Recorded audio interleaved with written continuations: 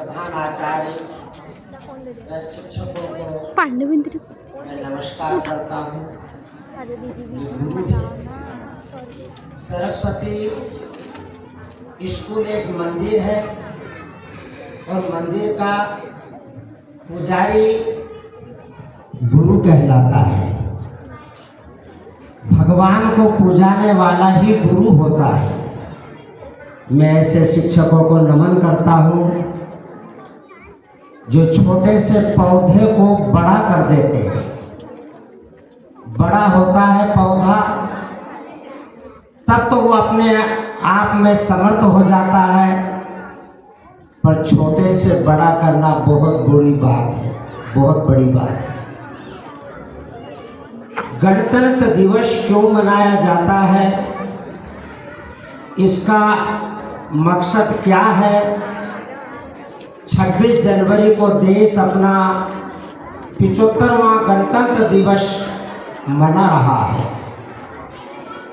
गणतंत्र दिवस प्रत्येक भारतीय के लिए एक महत्वपूर्ण अवसर है।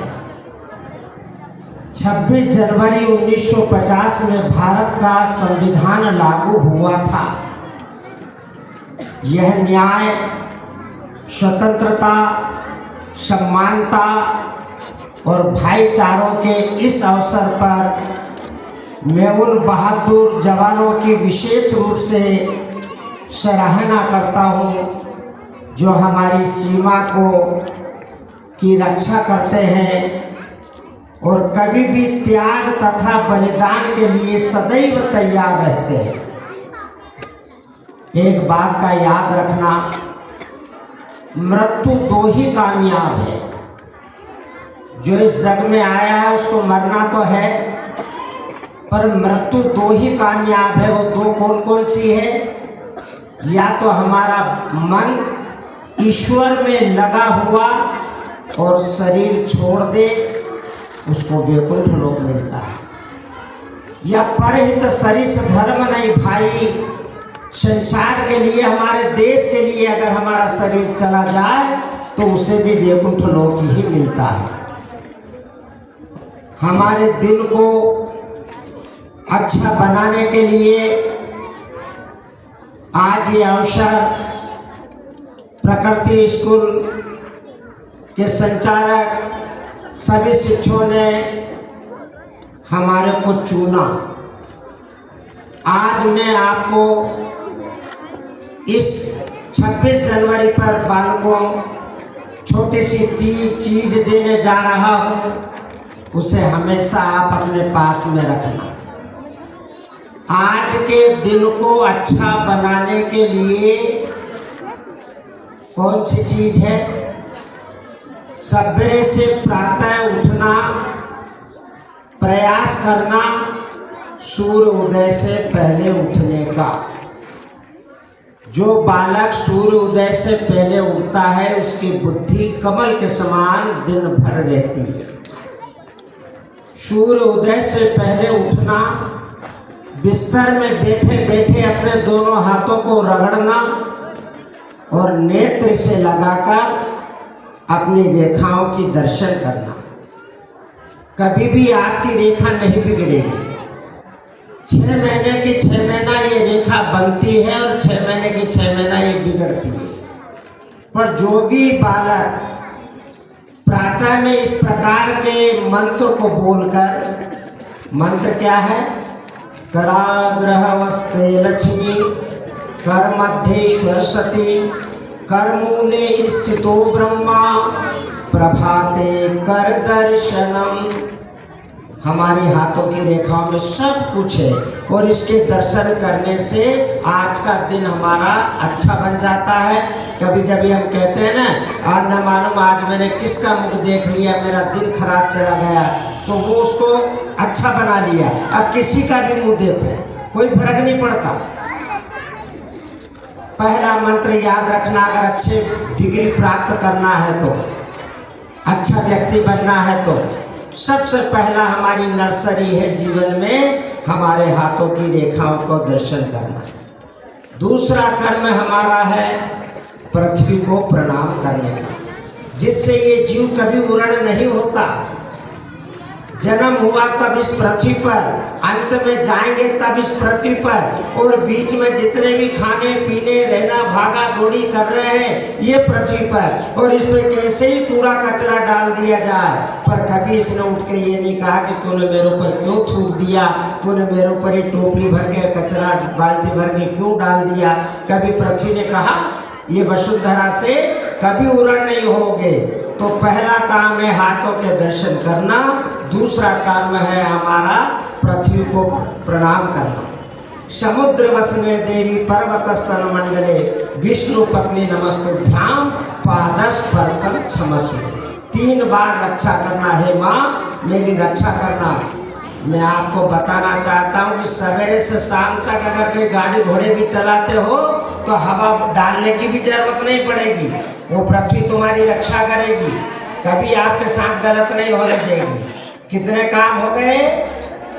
2 काम, जोर से बोलो, कितने काम हो गए? हाँ, पहला हाथों के दर्शन करना, दूसरा धरती को प्रणाम करना, और तीसरा कर्म है स्नान आदि से निवृत्त होकर भगवान सूर्य को अर्घ देना।